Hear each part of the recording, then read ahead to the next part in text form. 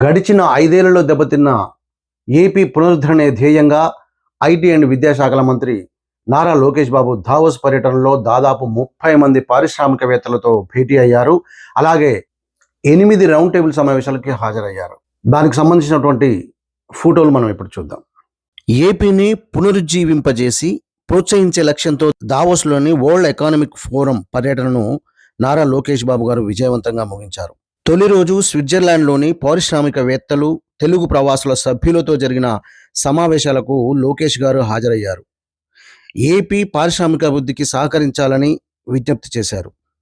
రాష్ట్ర పెట్టుబడిదారుల అనుకూల విధానాలు, ప్రోత్సాహకాలు, ఆర్టిఫిషియల్ ఇంటెలిజెన్స్, క్లీన్ ఎనర్జీ, పటిష్టమైన పారిశ్రామిక పర్యావరణ వ్యవస్థ వంటి అభివృద్ధి చెందుతున్న రంగాలపై దాని దృష్టిని నారా లోకేష్ బాబు గారు వివరించారు.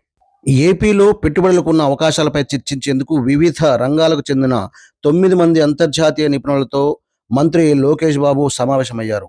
మంత్రి నారా లోకేష్ గారు తన పర్యటనలోని ప్రతి క్షణాన్ని ఆంధ్రప్రదేశ్ను ప్రమోట్ చేయడానికి సమర్థవంతంగా ఉపయోగించుకున్నారు.